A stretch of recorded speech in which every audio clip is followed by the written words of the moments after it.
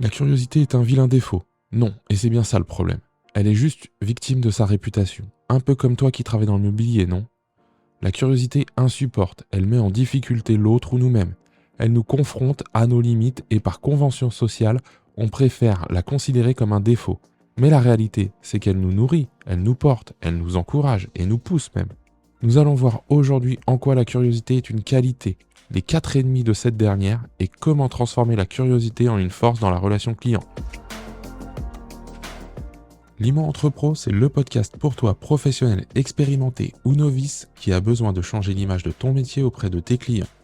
À chaque épisode, nous partageons ensemble un ou plusieurs sujets pour t'aider à avancer dans ton quotidien, pour qu'il te ressemble, qu'il soit aligné avec tes valeurs et surtout remettre l'humain au cœur de ce métier. Alors je te remercie de ton écoute et c'est parti. Depuis tout petit, on entend que la curiosité est un vilain défaut, qu'il ne faut pas poser trop de questions, de peur de déranger ou de mettre mal à l'aise l'autre. Et pourtant, la curiosité peut être puissante dès qu'elle est canalisée, intentionnée, mise au service d'un objectif précis. Dans notre métier, elle en devient même une qualité relationnelle dès qu'on la fait respirer, qu'on l'élargit. Elle nous permet de nous montrer curieux de l'autre, de ce qu'on ne connaît pas, et de nous inscrire dans une démarche sincère et authentique. En plus, la curiosité nous habite depuis notre plus jeune âge. On pourrait dire qu'elle est innée. Et oui, en psychologie, elle correspond même à un âge, vers 3-4 ans, et une phase que nous avons tous traversée et qui a fait péter les plombs littéralement à nos parents. C'est cette phase quand on est tout petit, ou peut-être si tu as des enfants que tu traverses ou que tu as traversé, et qui correspond à la phase des pourquoi. Pourquoi le ciel est bleu? Pourquoi l'eau mouille? Pourquoi ceci? Pourquoi cela? Et pourtant, avec le temps, la plupart d'entre nous, on a perdu ce réflexe enfantin qui est si fondateur.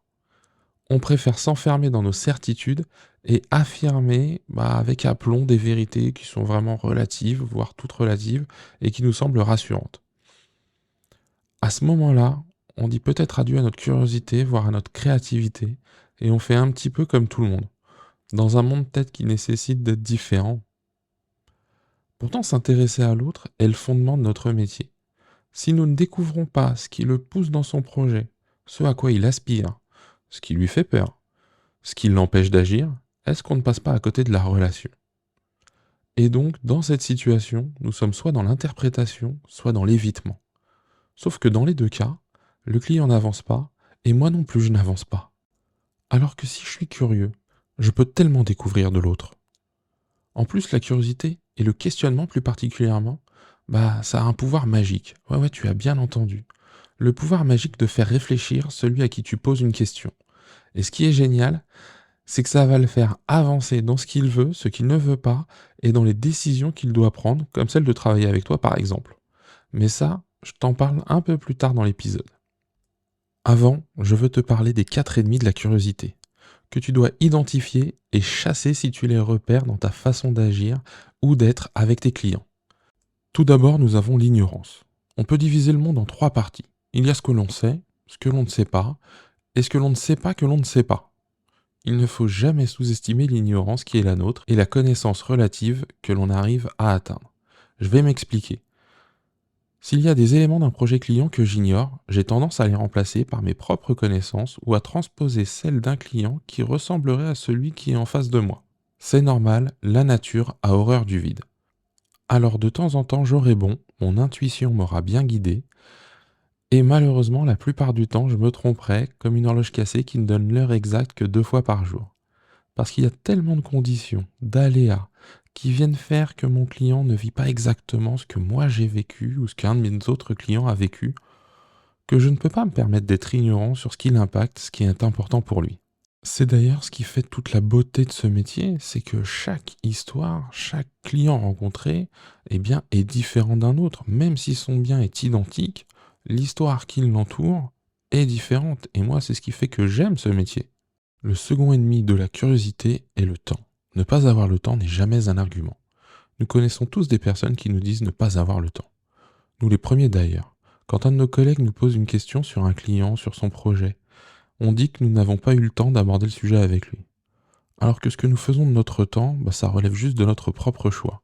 Il faut l'assumer et les conséquences qui vont avec. Par exemple, lorsque je découvre le projet d'un client, j'ai le temps Ça veut pas dire que je vais faire n'importe quoi, que je vais mal l'utiliser. Ça veut juste dire que je vais prendre le temps de découvrir ce qui est essentiel dans notre relation, et puis pour lui aussi, et ce qui est voilà, ce qui va être primordial dans ce qu'il veut vivre. Et une fois que je sais tout ça, bah, notre rendez-vous peut s'achever. Troisième ennemi de la curiosité, l'ego. Notre ego peut parfois prendre le pas sur ce qu'on fait vivre à notre client. Certes, nous connaissons le sujet par cœur, c'est notre métier, notre zone de confort, alors pourquoi est-ce que je prendrais du temps à poser des questions, à écouter ce que le client souhaite me raconter? Et là, je vais être très factuel. Prenons l'exemple d'un client qui m'a appelé pour faire l'estimation de son bien. Pourquoi écouterais-je ses arguments, la façon dont il l'a estimé lui-même, alors que c'est moi le professionnel? Je connais le prix du quartier, j'ai déjà vendu, enfin voilà, je connais les choses sur le bout des doigts. Et si je lui dis que c'est ce prix-là et pas un autre, bah c'est ce prix-là. Sauf qu'il y a tellement de possibilités pour ce client de ne pas me croire, de remettre en cause, en doute, ma parole, ce que je suis en train de lui amener. Ça va être très frustrant pour moi, parce que moi je pense être dans le vrai. Et malheureusement, bah, c'est pas lui ce qu'il va ressentir, et il a peut-être pas encore pleine confiance en moi. Je vais aller encore plus loin. Imaginons, il a fait venir avant moi plusieurs agences qui ont toutes fait une estimation, et il se retrouve avec des prix différents. Mais si j'écoute pas ça, moi, et que j'arrive avec mon prix, parce que je suis pas curieux de savoir bah, ce que les autres ont dit, mais surtout, et avant tout, comment lui le vit d'avoir trois prix différents, bah, je peux te dire que ça va pas être du tout la même chose si je l'écoute, si je découvre, si je pose des questions, et derrière, bah, la finalité sera complètement différente. Donc, mettons l'ego de côté pour que notre relation soit sereine.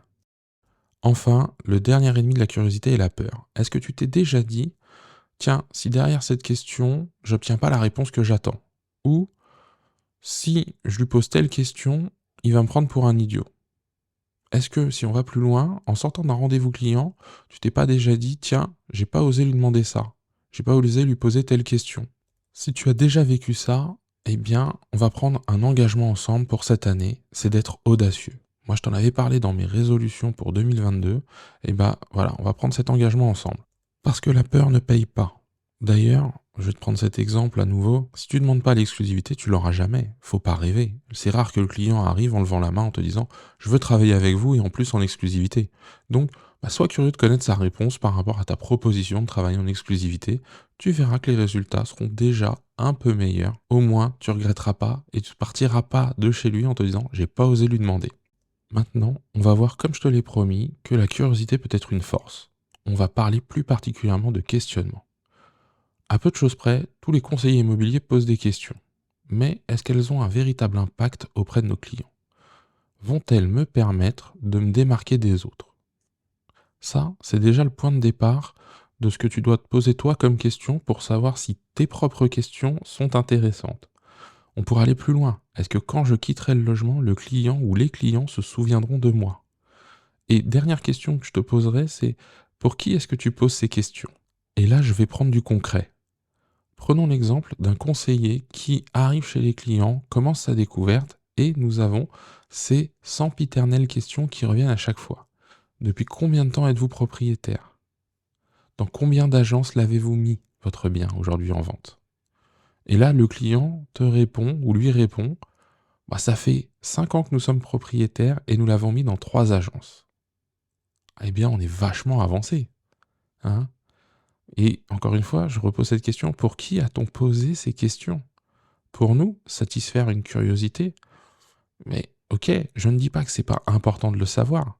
Je dis juste que on aurait pu peut-être poser des questions qui ouvrent plus à l'échange et on aurait eu bien plus d'informations parce que, bah, là, je te le dis tout de suite, tu t'es pas démarqué des autres, hein.